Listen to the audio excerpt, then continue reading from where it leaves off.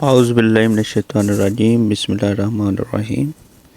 Principles of accounting Icom part 1। जैसा कि हमारा लेक्चर सीरीज़ का आगाज़ चल रहा था तो बेसिक्स टर्म्स के ऊपर, तो आज लेक्चर नंबर 9 है, पार्ट उसका 7 है।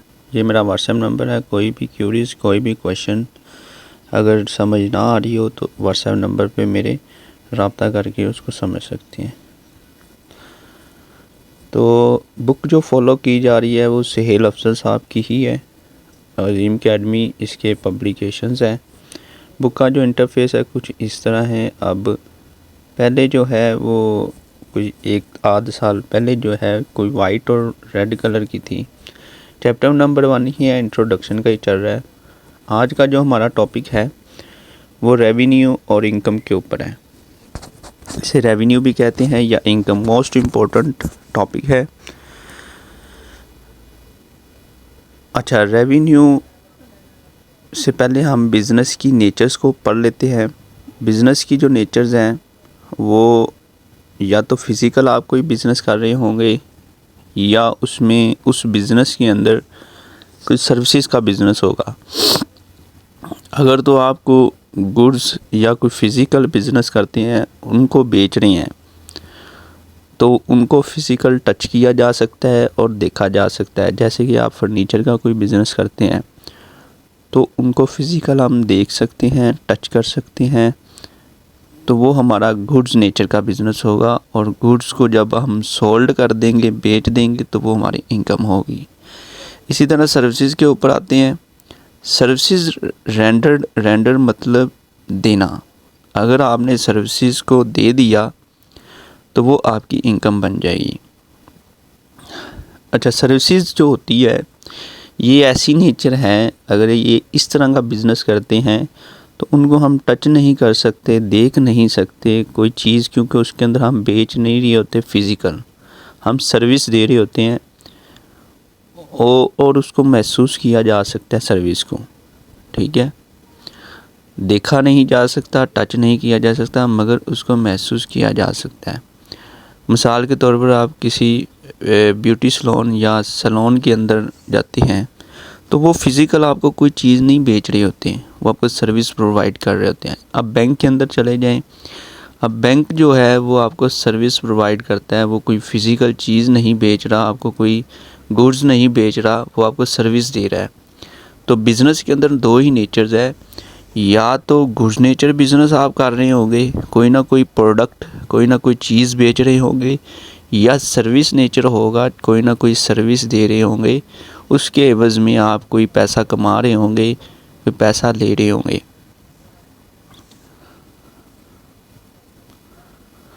बिज़नेस को मज़ीद समझते हैं और दो डिफरेंट कैटेगरीज में डिवाइड किया है मैंने। ये क्यों किया है, इसकी भी एक रीज़न है, क्योंकि बाज़ आगे अकाउंट्स के नेम जब लिखने होते हैं ना, उनके लिए प्रॉब्लम क्रिएट हो जाती हैं जो बच्चों को समझ नहीं आती। अगर गुड्स आपका गुड्स नेचर बिज़नेस है तो अगर तो उसको आपने बेच दिया उस गुड्स को, तो वो तो गुड्स सोल्ड होगी, बिक गई। दूसरी नेचर अदर इनकम और सर्विस रेंडर्ड का है। ये क्या चीज़ है, इसको आगे थोड़ा सा समझते हैं, थोड़ा सा यहाँ बता देता हूँ। मिसाल के तौर पर अगर कोई आप बिज़नेस करते हैं, उसी बिज़नेस के अंदर गुड्स नेचर का वो बिज़नेस है, आप कोई ना कोई प्रोडक्ट बेचते हैं, फर्नीचर है, मोबाइल की शॉप है, कोई ना कोई इस तरह का नेचर है कि जिसके अंदर आप कोई ना कोई फ़िज़िकल कोई चीज़ बेचते हैं। उस बिज़नेस के अंदर आप अदर इनकम भी कमा रहे होते हैं और वो इनकम सर्विसेज नेचर है। अगर तो कोई ना कोई प्रोडक्ट बेच रहे हैं, वो तो गुड्स नेचर हो गई।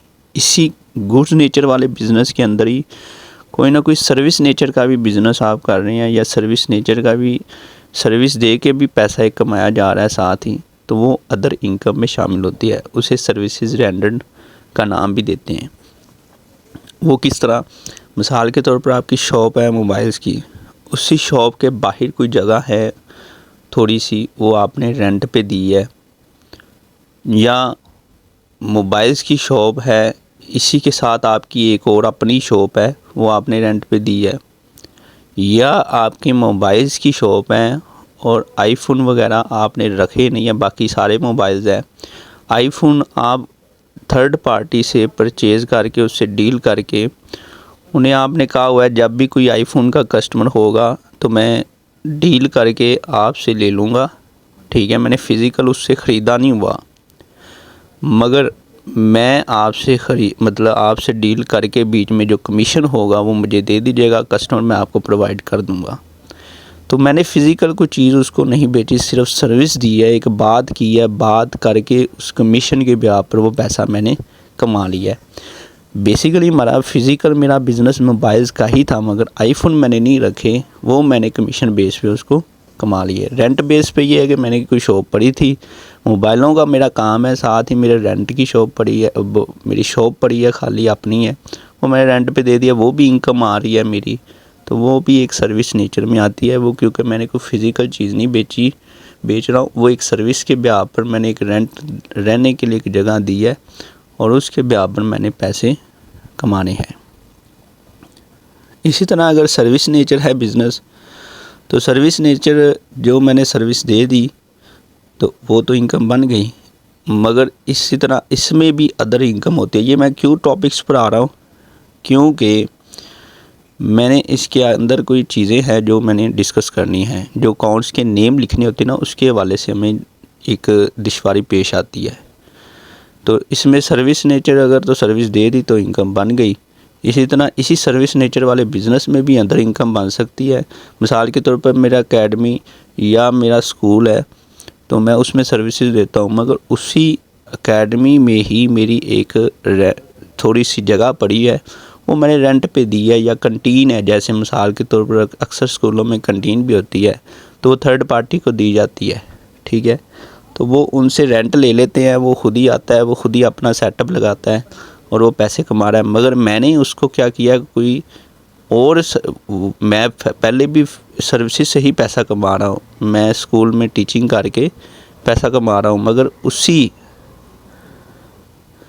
स्कूल के अंदर एक जगह थी तो वो कंटीन की, वो भी मैं कोई गुड्स नहीं बेच रहा, कोई फ़िज़िकल चीज़ नहीं बेची, एक जगह है खाली, वो मैंने रेंट पे रहने के बिहाफ पर उससे पैसा ले रहा हूँ। तो रेंट भी एज एक सर्विसेज में ही आता है, मगर वो अदर इनकम में चला जाता है।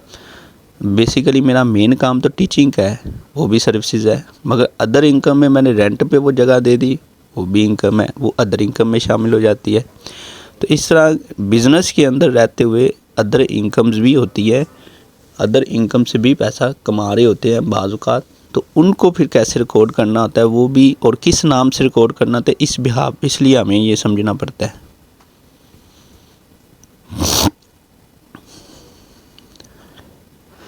अब प्रॉपर इसकी डेफिनेशन देख लेते हैं कि गुड्स को वैसे तो मैंने पहले भी पीछे भी मैंने पढ़ा दिया है। तो गुड्स को आपने बेच दिया, इनकम बन गई। सर्विस को दे दिया, अगर आपका गुड नेचर बिज़नेस है उसे बेच दिया तो इनकम, अगर सर्विस नेचर बिज़नेस है तो सर्विस दे दी तो इनकम बन गई।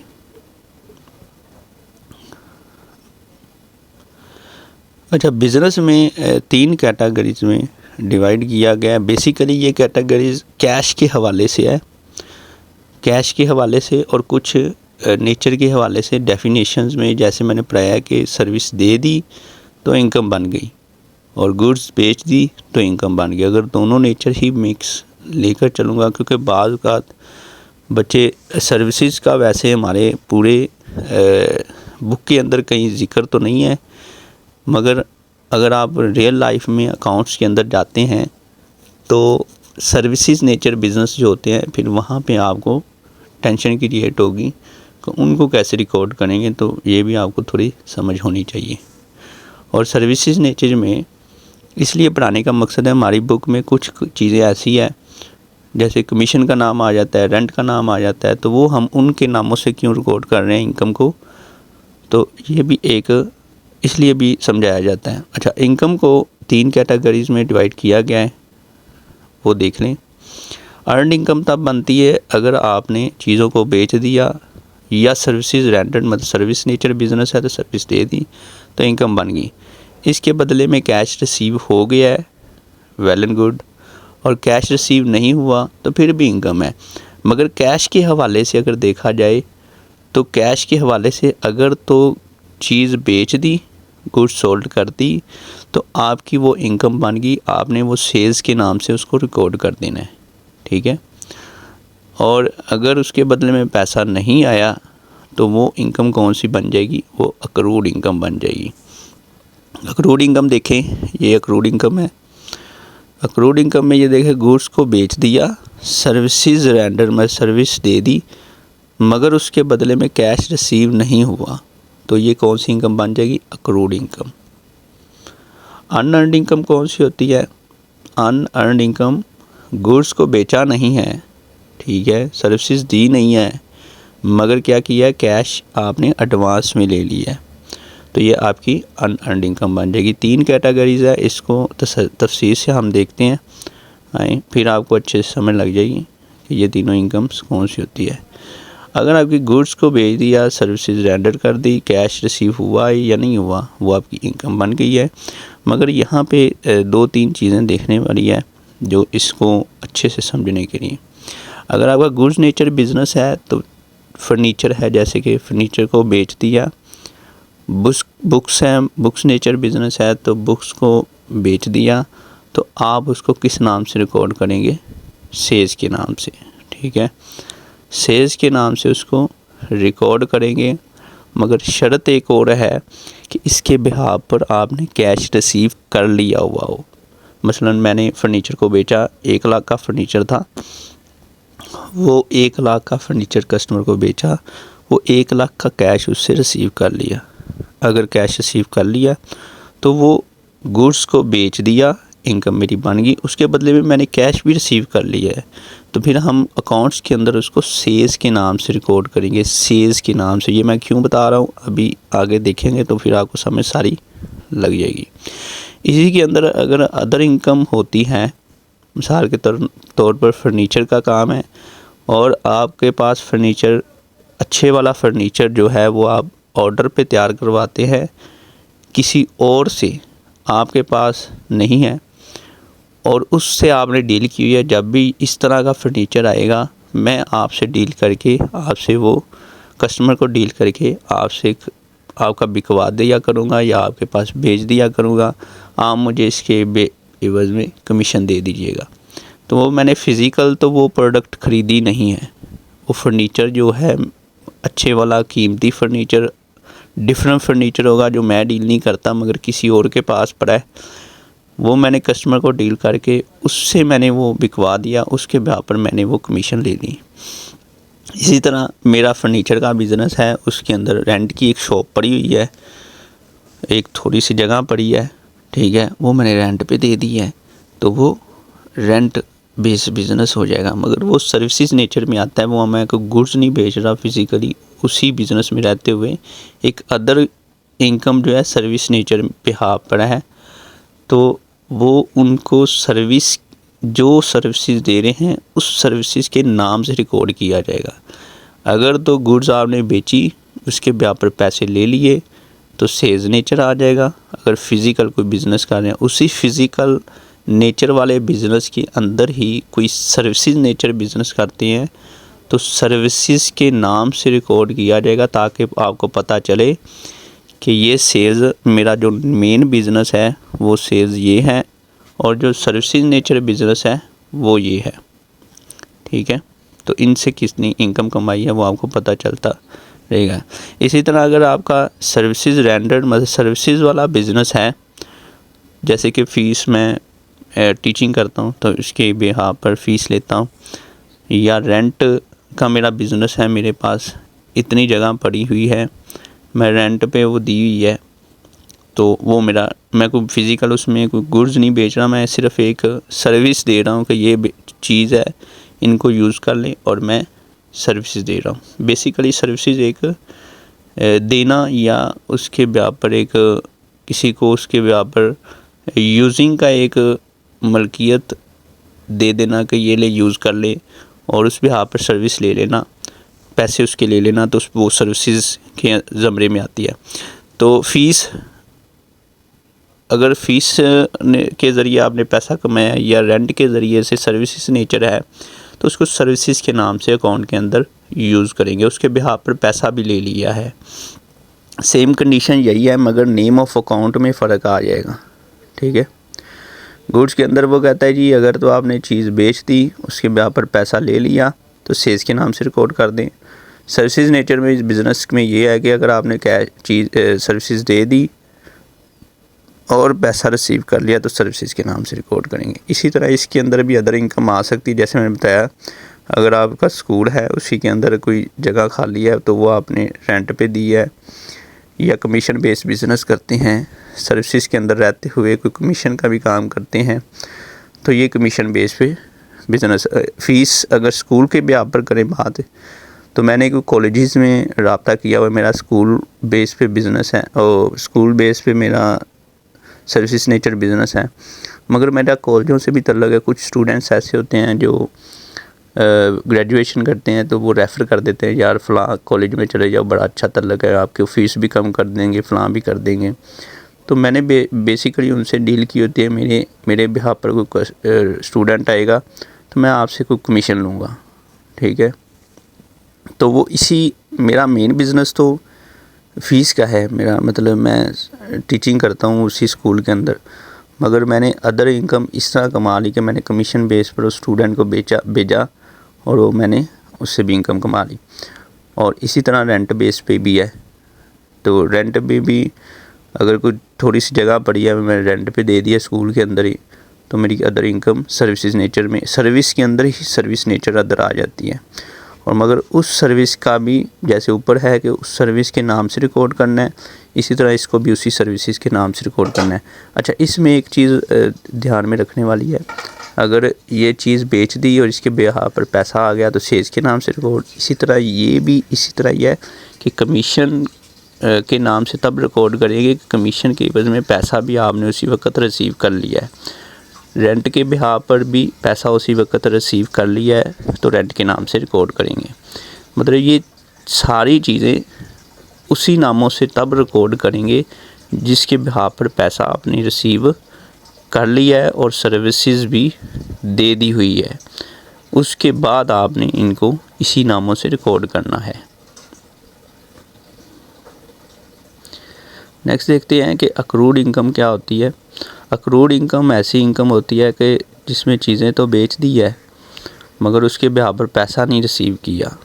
अगर पैसा नहीं रिसीव किया तो अगर फर्नीचर बेस्ड बिज़नेस है या बुक्स बेस्ड बिज़नेस गुड्स की नेचर में, तो आप उसको अक्रूड रेवेन्यू के नाम से रिकॉर्ड करेंगे।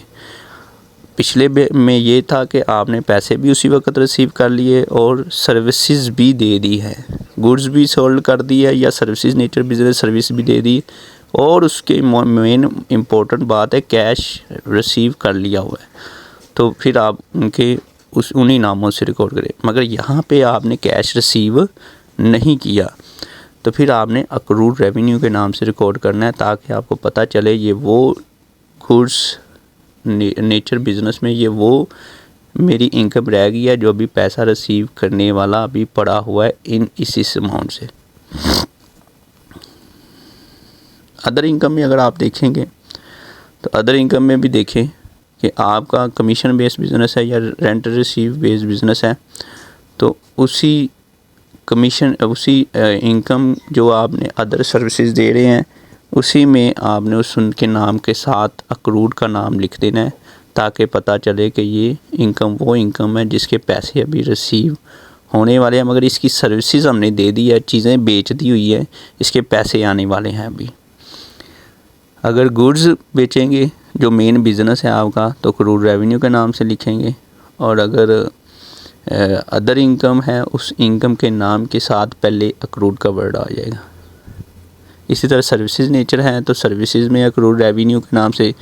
अच्छा, पीछे जो था अगर सर्विसेज दे दी और गुड्स सोल्ड कर दी तो गुड्स सोल्ड किया तो सेल्स के नाम से, और सर्विसेज दे दी तो सर्विसेज के नाम से था, मगर यहाँ पे दोनों में ही अक्रूड रेवेन्यू के नाम से ही लिखेंगे, चाहे आपका बिज़नेस गुड्स सोल्ड नेचर है या सर्विसेज नेचर बिज़नेस है। और अगर इसी में अदर इनकम का भी होगा तो अदर इनकम में भी आप इसी तरह करेंगे कि उनके नाम से पहले अक्रूड का वर्ड लिख देंगे। तो बेसिकली समझाने का मकसद ये है कि आगे जाके आपको प्रॉब्लम क्रिएट होगी, आपको समझ नहीं लग रही होगी कि कौन से नेम को किस नाम से रिकॉर्ड किया जा रहा है, क्यों किया जा रहा है। यहाँ मैंने आपको इसीलिए डिफ़ाइन अच्छे से कर लिया, इनकम के टॉपिक को अच्छे से समझा दिया कि इनकम कितने किस्म की है और किस नेचर में किस तरह रिकॉर्ड करनी है, और उस रिकॉर्डिंग का आप देखते ही क्या मतलब समझ जाएंगे, ये इसका मतलब ये है। ठीक है, अब थर्ड पे आ जाएं तो अनअर्न्ड इनकम क्या है। पहले में हमने इनकम ऐसी पढ़ी जिसके एवज़ में पैसा भी दे दिया और पैसा भी रिसीव कर लिया और गुड्स भी बेच दी, या सर्विस नेचर है तो सर्विस दे दी, और मगर मेन इम्पोर्टेंट पैसा रिसीव कर लिया था। दूसरे में हमने सर्विसेज दे दी मगर कैश रिसीव नहीं किया, वो गुड्स बेच दी मगर कैश रिसीव नहीं किया, अक्रूड इनकम आ गई। अनअर्न्ड में क्या है कि गुड्स अभी बेची नहीं है, सर्विसेज दी नहीं है, मगर कैश एडवांस में ले लिया है।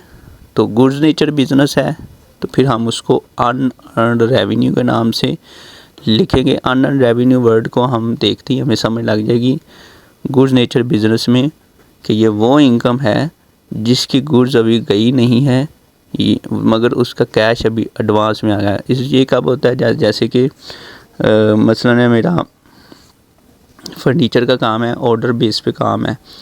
किसी बंदे ने कहा जी, मुझे कस्टमर ने कहा मुझे इस तरह का बड़ा अच्छा फर्नीचर चाहिए, तो मैंने वो तैयार करवाना है, मुझे टाइम लगना है, मगर मुझे ये भी डर है कि मैंने इसके लिए एक मेहनत इतनी करवानी है, ये ना हो बाद में ख़रीदे ना। इसलिए हम क्या करते हैं, उससे एडवांस में ले लेते हैं। तो एडवांस रिसीव कर लिया, जब वो तैयार होगा तो उसको कस्टमर को दे देंगे, मगर जब एडवांस रिसीव किया उस वक्त तो कोई एंट्री डालनी है ना अकाउंट्स की, तो इसलिए उसको हम अनअर्न्ड रेवेन्यू के नाम से रिकॉर्ड करेंगे ताकि पता चलता रहे कि ये वो इनकम है जो अभी हमने कमाई नहीं है, अभी हमें इसकी कमाई करनी है। कमाई कैसे करनी है, जो डेफिनेशन है कि गुड्स को बेच देंगे, सर्विसेज दे देंगे तो तभी कमाई होगी। तो हमने गुड्स अभी कमाई तो तभी नहीं अभी की नहीं है क्योंकि अभी हमने कैश रिसीव किया है, वो चीज़ जिसके बिहार पर पैसा भी लिया है वो अभी दी नहीं है। ठीक है, तो इस वजह से जब वो दे देंगे तो हमारी इनकम बन जाएगी। ठीक है, इसी तरह अदर इनकम में देखेंगे वही उसी वर्ड के नाम से पहले अनअर्न्ड का नाम आ जाएगा। ठीक है, से सर्विसेज रेंडर वाले बिज़नेस में देखें तो उसमें भी हम अनअर्न्ड रेवेन्यू के नाम से ही लिखेंगे।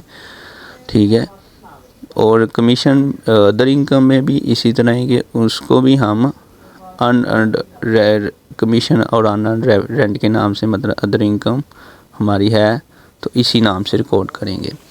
तो उम्मीद है कि आपको समझ लग गई होगी। इसमें भी देखें कि दोनों में हम अनअर्न्ड रेवेन्यू के नाम से रिकॉर्ड करेंगे और अदर इनकम से पैसा कमा रहे हैं तो वो भी अनअर्न्ड के वर्ड के बाद उस इनकम का नाम आ जाएगा, जैसे अक्रूड वाले केस में था। तो बेसिकली हमने यहाँ पे 3 चीज़ें पढ़ी है कि अगर तो सर्विसेज दे दी, गुड्स बेच दी, उसके बेस पे पैसा उसी वक्त ले लिया तो आपका सेल्स और सर्विसेज नेचर है तो सर्विसेज के नाम से रिकॉर्ड होगा। दूसरी कंडीशन ऐसी है जिसमें आपने गुड्स बेच दी, सर्विसेज दे दी, मगर कैश रिसीव नहीं किया तो अक्रूड इनकम आ गई। तीसरी कंडीशन है कि अनअर्न्ड इनकम है जिसमें गुड्स बेची नहीं है, कैश सर्विसेज दिया नहीं है, मगर कैश एडवांस में ले लिया है तो ये अनअर्न्ड इनकम होगी। ठीक है, ये कैश के हवाले से, रिकॉर्डिंग के हवाले से 3 चीज़ें हैं ताकि पता चल जाए कि एट द एंड कि हमने जो कैश बेस पे इनकम कमाई है वो इतनी है और जो हमने अभी पैसे लेने हैं वो इतनी इनकम है और जो पैसे एडवांस में ले लिए हुए हैं वो इतनी इनकम है। ठीक है, तो वो वर्डिंग से हमें पता लग रहा होगा कि अक्रूड इनकम है तो ये सेल्स है तो ये पैसे हमने लिए हुए हैं गुड्स नेचर बिजनेस में। अनअर्न्ड अक्रूड इनकम है, अक्रूड रेवेन्यू है तो ये अभी पैसे लेने वाले हैं। अनअर्न्ड रेवेन्यू है तो इसके पैसे ले लिए हुए हैं मगर अभी चीज़ें बेचने वाली पड़ी है अभी, मतलब उसको वो चीज़ जिसके ब्याह पर पैसे लिए हैं अभी लेने में, इसलिए इसे ना कमाई हुई आमदनी का नाम दिया गया कि अभी ये कमाई नहीं है, क्योंकि डेफिनेशन ये कहती है कि इनकम तब कमाई जाती है जब आप गुड्स नेचर बिजनेस है, गुड्स बेच दी सर्विसेज नेचर बिज़नेस है, सर्विस दे दी तब इनकम बनती है। तो इसलिए अभी हमने बेची नहीं होती, एडवांस में पैसे ले लेते हैं, इसलिए अनअर्न्ड इनकम आती है। उम्मीद है कि आपको समझ लग गई होगी। फिर भी नहीं समझ लगी तो आप मेरे व्हाट्सएप नंबर पे या कमेंट में बता सकते हैं। लास्ट गुजारिश है आपसे कि kindly subscribe, like and share लाजमी करिएगा, ताकि आपके एक शेयर से किसी का भला हो सके।